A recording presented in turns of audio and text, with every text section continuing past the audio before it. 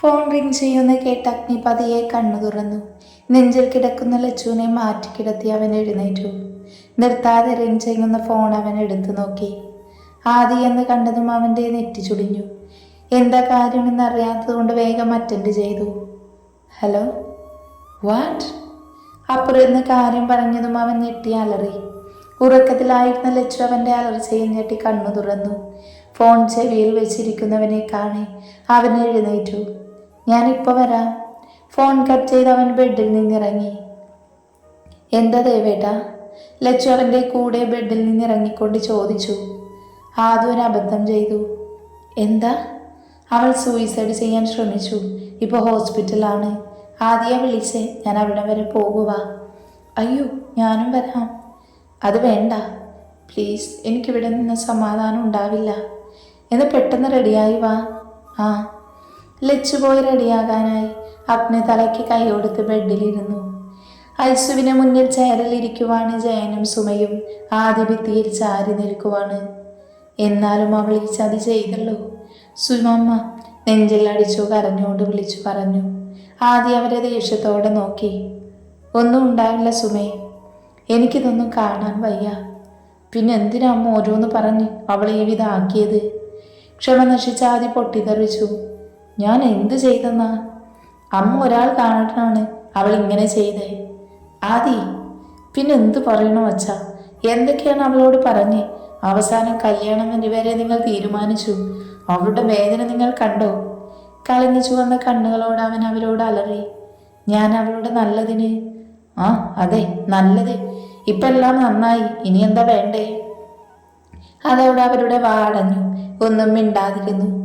ആദുവിനെ കൊണ്ടുവന്നപ്പോൾ തന്നെ ഐസുവിൽ കയറ്റിയതാണ്. ഇതുവരെ ഒന്നും പറഞ്ഞിട്ടില്ല. ടെൻഷൻ സഹിക്കാൻ വയ്യാതെ ആദ്യ അഗ്നിയെ വിളിച്ച് കാര്യം പറഞ്ഞു. വന്നപ്പോൾ മുതൽ ഓരോന്ന് പറഞ്ഞ് കരച്ചിലാണ് സുമമ്മ.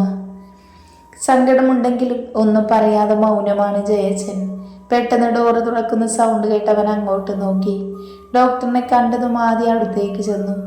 ഡോക്ടർ, മോൾക്ക് സീരിയസ് ആണ്. ബ്ലീഡിങ് നിൽക്കാൻ സമയമെടുത്തു. ബ്ലഡ് ഒത്തിരി പോയിട്ടുണ്ട്. ബ്ലഡ് കയറ്റണം. എത്രയും പെട്ടെന്ന് എ പോസിറ്റീവ് ബ്ലഡ് അറേഞ്ച് ചെയ്യണം. ഡോക്ടർ, അവരെ തിരിച്ചു കിട്ടില്ലേ? ഞാൻ പറഞ്ഞല്ലോ, ബ്ലഡ് ലോസ്. അത് കുറച്ചൊന്നുമല്ല ഉണ്ടായേക്കുന്നത്. അതുകൊണ്ട് നമുക്കൊന്നും പറയാനാകില്ല. നിങ്ങൾ ബ്ലഡ് അറേഞ്ച് ചെയ്യൂ. Okay doctor. ഡോക്ടർ അവരോട് പറഞ്ഞ് തിരിച്ച് ഐസിയുവിലേക്ക് കയറിപ്പോയി. ആദ്യം ഫോൺ എടുത്ത് അവനറിയാവുന്നവരെല്ലാം വിളിച്ചു. അഗ്നിയും ലച്ചുവും അങ്ങോട്ട് ഓടി വന്നു. ആദി, ഡോക്ടർ എന്ത് പറഞ്ഞു? അഗ്നിയെ കണ്ടതും ആദ്യം അവൻ്റെ കെട്ടിപ്പിടിച്ചു.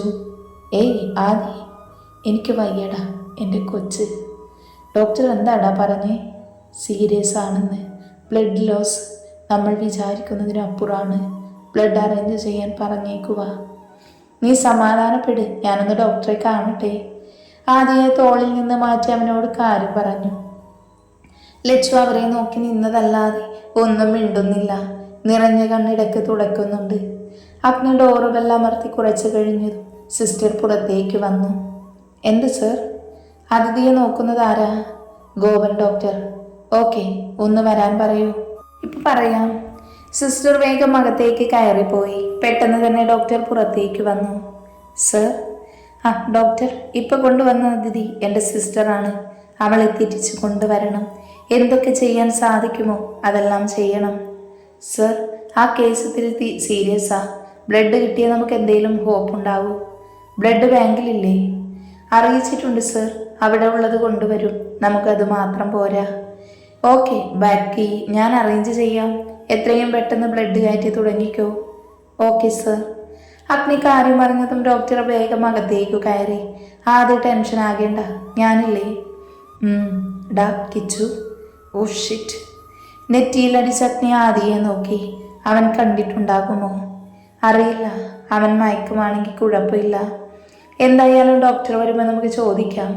നീ ഒന്ന് വന്നേ. അഗ്നി ആദിയെ പിടിച്ച് കുറച്ച് മാറി നിന്നു. എന്താ ഉണ്ടായത്? അവനെല്ലാം അഗ്നിയോട് പറഞ്ഞു കൊടുത്തു. തുടക്കം ദേഷ്യമായിരുന്നു എങ്കിൽ അവസാനം അവൻ്റെ തൊണ്ടയിടറിപ്പോയി. കരഞ്ഞുകൊണ്ട് അവൻ അഗ്നിയെ കെട്ടിപ്പിടിച്ചു. മയക്കത്തിൽ നിന്ന് കണ്ണു തുറന്നവൻ ചുറ്റും നോക്കി. കഴുത്തിൽ ബെൽറ്റ് ഉള്ളത് കൊണ്ട് അധികം അങ്ങോട്ടും ഇങ്ങോട്ടും അനക്കാൻ പറ്റില്ല. പതിയെ വലത് സൈഡിലേക്ക് നോക്കുമ്പോൾ ഒരു പെൺകുട്ടി കിടക്കുന്നു. മുഖത്തിനടുത്ത് സിസ്റ്റർ നിൽക്കുന്നത് കൊണ്ട് ആരായെന്ന് മനസ്സിലായില്ല. എന്നാലും ഈ കൊച്ചയ്ക്ക് ഇതെന്തു ഭാവിച്ചാ ഇങ്ങനെയൊക്കെ കാണിക്കുന്നേ? ഇവൾക്കൊക്കെ ചെറിയ കാര്യം മതിയില്ലേ? അതെ, വല്ല പ്രണയ നൈരാശ്യമാകും. അതെ, അല്ലെങ്കിൽ വീട്ടിൽ വഴക്ക് പറഞ്ഞതിനാകും. ആ, എന്തായാലും ചോര കുറെ പോയില്ലേ? നമ്മുടെ MDയുടെ ബന്ധുവാണെന്നാ പറഞ്ഞേ. ആ, ഞാനും കേട്ടു. സിസ്റ്റർമാർ തമ്മിൽ പറയുന്നത് കേട്ട് കിടക്കുന്ന കിച്ചു അവർ അവസാനം പറഞ്ഞത് കേട്ട് ഞെട്ടി. അവിടെ കിടക്കുന്നത് ആരായെന്നറിയാൻ അവന് വെപ്രാളമായി. സംസാരിക്കാൻ സാധിക്കാത്തതിൽ അവന് ദേഷ്യം തോന്നി. അവർ മാറിയെങ്കിൽ അത് ആരായെന്നറിയാമായിരുന്നു എന്ന് തോന്നി അവന്. എന്തോ നെഞ്ച് വല്ലാതെ ഇടിക്കുന്നു. അത്രയും പ്രിയപ്പെട്ട ആരോ ആണ് എന്ന് അവന് മനസ്സിലായി. മുഖത്തിൻ്റെ കുറച്ചു ഭാഗം കാണാമെങ്കിലും ആരായെന്ന് മനസ്സിലായില്ല. അങ്ങോട്ട് തന്നെ നോക്കിയിരിക്കുന്നത് കൊണ്ട് തലയും കഴുത്തും വേദനിച്ചു തുടങ്ങി. അതോടെ അവൻ നേരെ കിടന്നു. കണ്ണടച്ചപ്പോൾ മനസ്സിലേക്ക് വന്നത് ആദുവിൻ്റെ മുഖമാണ്. എന്തോ അസ്വസ്ഥത തോന്നി. അവന് കാരണം അറിയുന്നില്ല എങ്കിലും നെഞ്ചു ശക്തിയായി ഇടിച്ചു തുടങ്ങി. തൊട്ടടുത്ത് തൻ്റെ പ്രാണൻ മരണത്തോട് മല്ലിടുന്നതറിയാതെ അവൻ അവളെ സ്വപ്നം കണ്ടു കിടന്നു. വിധി തങ്ങൾക്ക് കാത്തുവെച്ചത് വിരഹമാണോ എന്ന് അവൻ ഓർത്തുപോയി. സമയം ഒരുപാട് കടന്നുപോയി. ആദുവിൻ്റെ കാര്യത്തിൽ വലിയ മാറ്റമൊന്നും ഉണ്ടായില്ല. ബ്ലഡ് ആവശ്യമുള്ളതുകൊണ്ട് കയറ്റിക്കഴിഞ്ഞ് ഇതുവരെ ബോധം തെളിഞ്ഞില്ല. അഗ്നിയും ലച്ചുവും ഉൾപ്പെടെ എല്ലാവരും പുറത്തുണ്ട്. കിച്ചു കുറച്ച് സമയം അവളുടെ മുഖം കാണാൻ സാധിച്ചില്ല. പിന്നെ അവന് ക്ഷീണം കാരണം മയങ്ങിപ്പോയി. ഇതുവരെ അവൻ എഴുന്നേറ്റിട്ടില്ല. തൻ്റെ ജീവനാണ് അടുത്ത് കിടക്കുന്നതെന്നറിയാതെ അവൻ മയക്കത്തിലാണ്. ICU ഡോറ് തുറക്കുന്നത് കേട്ട് എല്ലാവരുടെയും ശ്രദ്ധ അവിടേക്കായി. ഡോക്ടറിനെ കണ്ട് ആദ്യം പെട്ടെന്ന് അങ്ങോട്ട് നടന്നു. ഡോക്ടർ, ഒന്നും പറയാനായിട്ടില്ല സർ. കണ്ടീഷൻ മോശമായിക്കൊണ്ടിരിക്കുക. 48 hours കഴിയാതൊന്നും പറയാൻ പറ്റില്ല.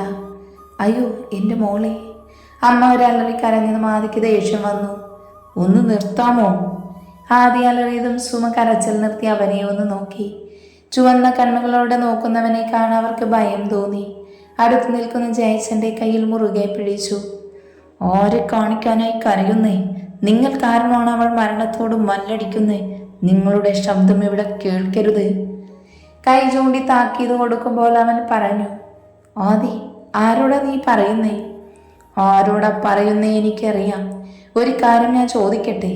ഇത്രയൊക്കെ നടന്നാലും അച്ഛനെന്താ മിണ്ടാതെ നിന്നത്? എല്ലാത്തിനും സമ്മതം കൊടുത്തു. എന്തുകൊണ്ട് ആദുവിനെ വേദന കണ്ടില്ല? ദേഷ്യത്തിൽ പറഞ്ഞു തുടങ്ങിയവൻ അവസാനമായപ്പോൾ ശബ്ദമൊന്ന് ഇടറി. അത് മനസ്സിലാക്കി അഗ്നി അവനെ ചേർത്ത് പിടിച്ചു. ഡോക്ടർ പൊയ്ക്കോളൂ. Okay sir. എല്ലാം കണ്ടു നിന്ന ഡോക്ടറിന് അഗ്നി പറഞ്ഞു വിട്ടു. ആദ്യം പറഞ്ഞു കേട്ട അച്ഛൻ്റെ മുഖം കുറ്റബോധം കൊണ്ട് വിങ്ങി. അമ്മ ഒന്നും മിണ്ടാതെ മൗനമായി കണ്ണുനീർ വാർത്തു. ലച്ചു കണ്ണു തുടച്ച് എല്ലാവരെയും നോക്കി. അവൾക്ക് സങ്കടം സഹിക്കവയ്യാതെ ഫോണെടുത്ത് മായയെ വിളിച്ചു. എന്നാടി മായെ, നീ എവിടെയാ? വീട്ടിൽ. നീ നമ്മുടെ ഹോസ്പിറ്റൽ വരാമോ? എന്നാടി നിന്റെ സൗണ്ട് എന്താ മാറിയിരിക്കുന്നേ? നീ പെട്ടെന്നൊന്ന് വാ, വന്നിട്ട് പറയാം. നീ ടെൻഷനാക്കാതെ കാര്യം പറ. അത് സൂയിസൈഡ് ചെയ്യാൻ ശ്രമിച്ചു. വാട്ട്? അതെ, സീരിയസ് ആണ്. നീ ഒന്ന് വരുമോ? ഞാനിപ്പോൾ വരാടി. ഫോൺ കട്ട് ചെയ്ത് ലച്ചു എല്ലാവരെയും നോക്കി. അമ്മയും അച്ഛനും അവിടെ ഇട്ടിരിക്കുന്ന ചെയറിൽ ഇരിക്കുന്നു. അഗ്നിയും ആദ്യം എന്തോ സംസാരിച്ച് നിൽക്കുന്നു. കേട്ട കാര്യങ്ങളുടെ ഷോക്കിൽ മായ കുറച്ചു സമയം ബെഡിലിരുന്നു. പെട്ടെന്ന് തന്നെ ഫ്രഷായി ഡ്രസ്സ് ചേഞ്ച് ചെയ്ത് മുറിയിൽ നിന്ന് പുറത്തേക്കിറങ്ങി. വർക്കിൻ്റെ ആയതുകൊണ്ട് അവിടെ ആരുമില്ലായിരുന്നു. അതുകൊണ്ട് തന്നെ അവൾ ഡോറ് ലോക്ക് ചെയ്ത് പുറത്തേക്കിറങ്ങി. ഫോൺ എടുത്ത് അച്ഛനെ ഒന്ന് വിളിച്ചു. എന്താ മോളെ? അച്ഛൻ, ഞാൻ ഹോസ്പിറ്റൽ വരെ പോകുക. എന്താ പറ്റിയേ? അതച്ഛാ, ലച്ചു വിളിച്ചു. അവിടെ വരെ ചെല്ലാൻ പറഞ്ഞു. ആണോ? എന്നാ പോയിട്ട് വാ. ആ ശരി. എന്തുകൊണ്ടോ ആദുവിൻ്റെ കാര്യം പറയാൻ അവൾക്ക് തോന്നിയില്ല. പറഞ്ഞാൽ തന്നെ അതിന് പുറമെ വരുന്ന ചോദ്യങ്ങൾ എന്തുത്തരം കൊടുക്കും? ഓരോന്നാലോചിച്ച് അവൾ ബസ് സ്റ്റോപ്പിലേക്ക് എത്തി. കുറച്ച് സമയം നിന്നിട്ടാണ് ബസ് വന്നത്. രോഹിത്. Yes dad. എന്തായി കാര്യങ്ങൾ? അവൻ സംസാരിക്കാനായിട്ടില്ല. അടുത്ത പണി കൊടുത്താലോ? ഇപ്പം എല്ലാവരും ടെൻഷൻ അടിച്ചിരിക്കുമല്ലേ. പുറകെ തന്നെ അടുത്തത് കൊടുത്താലേ ഒരു രസമുള്ളൂ. എന്ന് അടുത്ത പ്ലാൻ നടപ്പിലാക്കാം. വേഗം തന്നെ ആയിക്കോട്ടെ. ഇന്നത്തെ ദിവസം ഒന്ന് കഴിയട്ടെ, എന്നിട്ട് കൊടുക്കാം. അതെന്താ ഇന്ന്? ഇന്നെല്ലാവരും ഹോസ്പിറ്റലിലാണ്. അപ്പം നമ്മൾ പ്ലാൻ ചെയ്ത് നടത്താൻ പറ്റില്ല. രോഹിത് അവൻ്റെ ലാപ്പിൽ ശ്രദ്ധിച്ചു. നരേഷ് ഡോറ് തുറന്ന് പുറത്തേക്ക് പോയി. രോഹിത് ഫോണിനെടുത്തൊരു നമ്പറിൽ വിളിച്ചു. പറഞ്ഞതെല്ലാം ഓർമ്മയുണ്ടല്ലോ, ഒരു തെറ്റും പറ്റരുത്. ഇല്ല സർ. ഇന്ന് വേണ്ട, നാളെ മതി. ഒരാൾ പോലും അറിയരുത്. Okay sir. ഓക്കെ. എല്ലാം കഴിഞ്ഞ് എന്നെ വിളിക്കേണ്ട, മെസ്സേജ് ഇട്ടാൽ മതി. യെസ്. ഓക്കെ. ഫോൺ കട്ട് ചെയ്ത് അവനൊന്ന് ചിരിച്ചു. അടുത്തത് നിനക്ക് കിട്ടുന്ന അടി വളരെ വലുതാണ് അഗ്നി. ഓരോന്നായി നിനക്ക് നഷ്ടമാകും. മനസ്സിലായി പറഞ്ഞുകൊണ്ട് അവൻ ചെയറിൽ ചാരിക്കിടന്നു. നീ അറിഞ്ഞോ വിദ്യേ? എന്താ? ആ ചെക്കനില്ലേ കിരൺ? ആ, അവനെന്താ? അവൻ ആക്സിഡൻ്റായി സീരിയസ് ആയി കിടക്കുവാന്ന്. ആണോ? അതെ. ആ, അവനൊക്കത് വേണം. അല്ല, പണത്തിൻ്റെ കാര്യം എന്തായി? ഓ, എന്താകാൻ, ഒന്നും കിട്ടിയില്ല. ഇനിയിപ്പോൾ എന്ത് ചെയ്യും? എന്തേലും വഴിയുണ്ടാക്കണം. കേസ് കൊടുത്തോടുകൂടി കമ്പനി മൊത്തത്തിൽ നഷ്ടത്തിലാണ്. ഇപ്പോൾ വരുമാനം ഒന്നുമില്ല. അതുകൊണ്ട് എല്ലാവരെയും പിരിച്ചുവിട്ട് വെറുതെ ഇരിപ്പാണ്, ശിവൻ പറഞ്ഞു. കേസ് നടത്താൻ തന്നെ വേണം പണം. അതിന് പുറകെയുള്ള ഓട്ടവുമാണിപ്പോൾ. മായ ഹോസ്പിറ്റലകത്തേക്ക് കയറി. ഐസ്യുവിലാണ്. എന്നാൽ അവൾ പറഞ്ഞത് അങ്ങോട്ട് പോകാം. മനസ്സിൽ പറഞ്ഞ വേഗം ഐസ്യുവിൻ്റെ മുന്നിലെത്തിയതും അവളുടെ കാലുകൾ നിശ്ചലമായി. കരഞ്ഞുകൊണ്ട് അഗ്നിയെ കെട്ടിപ്പിടിച്ചു നിൽക്കുന്ന ആദിയെ കാണാൻ അവളുടെ കണ്ണ് നിറഞ്ഞു വന്നു. പതിയെ ലച്ചുവിൻ്റെ അടുത്തേക്ക് ചെന്ന് അവളുടെ തോളിൽ തട്ടി. ലച്ചു. മായയുടെ സൗണ്ട് കേട്ട് എല്ലാവരും അവളെ നോക്കി. ലച്ചു കരഞ്ഞുകൊണ്ട് അവളെ കെട്ടിപ്പിടിച്ചു. മായ അവളെ ചേർത്ത് പിടിച്ച് കരഞ്ഞുപോയി. അവൾക്ക് എങ്ങനെയുണ്ട്? ഇപ്പോൾ ഡോക്ടർ വന്ന് പറഞ്ഞു 48 അവേഴ്സ് കഴിയാതൊന്നും പറയാൻ പറ്റില്ല എന്ന്. ലച്ചു കണ്ണു തുടച്ച് അവളോട് പറഞ്ഞു. പെട്ടെന്ന് എന്താ അവൾ ഇങ്ങനെ ചെയ്തേ? കിച്ചുവേട്ടൻ്റെ ആക്സിഡന്റ് കൊണ്ടാണോ? മായ ചോദിച്ചതും ലച്ചു സൈലൻ്റായി. അവൾ പതിയെ അഗ്നിയെയും ആദിയെയും നോക്കി. അവരും മായയെ നോക്കുവാണ്. അഗ്നി ലച്ചുവിനെ കണ്ണു കാണിച്ചു. നീ വാ. ലച്ചു മായയും കൂട്ടി കുറച്ച് മാറി നിന്നു. എന്താടി? പറയാം. ആദ്യം ഇങ്ങനെ ചെയ്യാൻ കാരണം അവളുടെ അച്ഛനും അമ്മയുമാണ്. അത് പറഞ്ഞു തൊട്ട് അവൾ എല്ലാ കാര്യങ്ങളും മായയോട് പറഞ്ഞു. ബാക്കി പറയാനാവാതെ അവൾ നിറഞ്ഞ കണ്ണു തുടച്ചു. എന്നാൽ എല്ലാം കേട്ടാകെ പകച്ചു നിൽക്കുവാണ് മായ. എന്നാലും ഇങ്ങനെയൊക്കെ ആരും വിചാരിച്ചില്ലല്ലോ ഇങ്ങനെയൊന്നും ഉണ്ടാകുമെന്ന്. എന്നിട്ട് അവരോട് നീ സംസാരിച്ചോ? ഇല്ല, എനിക്കെന്തോ അവളുടെ അവസ്ഥയിൽ അവരോട് സംസാരിക്കാൻ പോലും തോന്നിയില്ല. കല്ലു അറിഞ്ഞോ? ഇല്ല, അവളോടെന്നല്ല, ആരോടും പറഞ്ഞില്ല. അകത്ത് കിച്ചുവേട്ടനുമില്ലേ? ഉണ്ട്. അയ്യോ, അപ്പോൾ ഇവളെ കണ്ടു കാണില്ലേ? അറിയില്ല, അതിൻ്റെ ടെൻഷൻ എല്ലാവർക്കുമുണ്ട്. നീ വാ, നമുക്ക് അങ്ങോട്ട് പോകാം. ലച്ചുവും മായയും അവർക്കടുത്തേക്ക് പോയി. മായയുടെ കണ്ണ് ആദിയിൽ നിന്നാണ്. എന്നാൽ അവൻ ആകെ തകർന്നു നിൽക്കുവാണ്. വീട്ടിൽ പറഞ്ഞിട്ടില്ല വന്നേ? അതെ. ആദിയെ നോക്കി നിന്നുകൊണ്ട് അഗ്നി ചോദിച്ചതും അവൾ ഞെട്ടിയെങ്കിലും വേഗം മറുപടി കൊടുത്തു. അധികം വൈകാതെ വീട്ടിൽ പോയിക്കൊള്ളണം. അഗ്നി പറഞ്ഞത് കേട്ടൊന്ന് മൂളിയതേ ഉള്ളൂ. അങ്ങനെ സമയം കടന്നുപോയി. ആരും പരസ്പരം സംസാരിക്കാതെ നിന്നു. കിച്ചു ഉറക്കത്തിൽ നിന്ന് കണ്ണു ചിമ്മി തുറന്നു. എന്തോ ഓർത്ത പോലെ അപ്പുറത്തേക്ക് നോക്കാൻ തുടങ്ങി. വേദന കൊണ്ട് കഴുത്തനക്കാൻ പറ്റുന്നില്ല. പതിയെ വേദന സഹിച്ചവൻ അപ്പുറത്തേക്ക് നോക്കി. ഒന്നേ നോക്കിയുള്ളൂ. അവൻ്റെ കണ്ണ് തുറിച്ചു വന്നു. ഹൃദയം ഒരു നിമിഷം ഇടിക്കാൻ മറന്നുപോയി. തൻ്റെ പ്രാണനാണ് അവിടെ കിടക്കുന്നതെന്ന് മനസ്സിലായതും അവൻ അവളെ വിളിക്കാൻ തോന്നി. അടുത്തു പോയി ചേർത്ത് നിർത്താൻ തോന്നി. ഒന്നിനും തനിക്ക് സാധിക്കുന്നില്ലല്ലോ എന്നോർത്തപ്പോൾ അവൻ്റെ ചങ്ക് പൊട്ടി. അവൻ്റെ ഹാർട്ട് ബീറ്റ്സ് കൂടി വന്നു. ശ്വാസമെടുക്കാൻ ബുദ്ധിമുട്ട് തോന്നി. ഒരിക്കൽ കൂടെ അവളെ നോക്കിക്കൊണ്ടവൻ ആഞ്ഞു ശ്വാസം വലിച്ച് കണ്ണു മിഴിഞ്ഞു വന്നു. സിസ്റ്റർ ഇത് കണ്ട് ഓടി വന്ന് അവനെ ചെക്ക് ചെയ്തു. Sister, emergency. അവൻ്റെ അടുത്തുനിന്ന് ആ സിസ്റ്റർ വിളിച്ചതും മറ്റൊരു സിസ്റ്റർ വേഗം ഡോക്ടറിനെ വിളിച്ചു. പെട്ടെന്ന് തന്നെ അവൻ ഓക്സിജൻ മാസ്ക് വെച്ചു കൊടുത്തു. അവൻ്റെ കണ്ണുകൾ അടഞ്ഞു വന്നു. ഹൃദയമിടിപ്പ് കുറഞ്ഞു വന്നു. അപ്പോഴേക്കും ഡോക്ടർ ഓടിയെത്തി. ഡോക്ടർ അവനെ ചെക്ക് ചെയ്തു. പെട്ടെന്ന് വെന്റിലേറ്ററിലേക്ക് മാറ്റണം. ഡോക്ടർ അവരോട് പറഞ്ഞിട്ട് പുറത്തേക്ക് പോയി. ICU ഡോറ് തുറന്ന് ഡോക്ടർ പുറത്തേക്ക് വന്നു. സർ. പുറത്തുനിന്ന് എല്ലാവരും ടെൻഷനിലാണ്. ആർക്കെന്താ പറ്റിയെന്നറിയാതെ. ഡോക്ടർ. സർ, കിരൺ സാറിന് പെട്ടെന്ന് തന്നെ വെന്റിലേറ്റർക്ക് ഷിഫ്റ്റ് ചെയ്യണം. വാട്ട്? അതെ സർ, സീരിയസ് ആണ്. ഇനി അത് മാത്രമേ ചെയ്യാൻ പറ്റൂ. ബട്ട് ഇതുവരെ അവൻ ഓക്കെ ആയിരുന്നല്ലോ.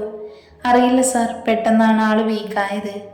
ഓക്കെ, പെട്ടെന്ന് തന്നെ ഷിഫ്റ്റ് ചെയ്തോളൂ. ഡോക്ടർ പെട്ടെന്ന് തന്നെ തിരിച്ചുപോയി. അഗ്നി, എന്താടാ അവന്? അവൻ ആദുവിനെ കണ്ടു കാണുമെടാ. അവർ രണ്ടുപേരെയും നമുക്ക് നഷ്ടമാകുമോടാ? ആദി അഗ്നയെ കെട്ടിപ്പിടിച്ചു കരഞ്ഞു. ഏയ്, അങ്ങനെയൊന്നും നമ്മൾ വിട്ടുപോകാൻ സാധിക്കുമോ അവൾക്ക്? ചങ്ക് പൊടിയുന്ന വേദനയിലും അവൻ ആദിയെ സമാധാനിപ്പിച്ചു. ഉറ്റവരുടെ വേദനയറിയാതെ ജീവന് വേണ്ടി പോരാടുകയാണ് അവർ രണ്ടുപേരും. ഇനി ഒരു തിരിച്ചുവരവ് ഉണ്ടാകുമോ എന്നറിയാതെ.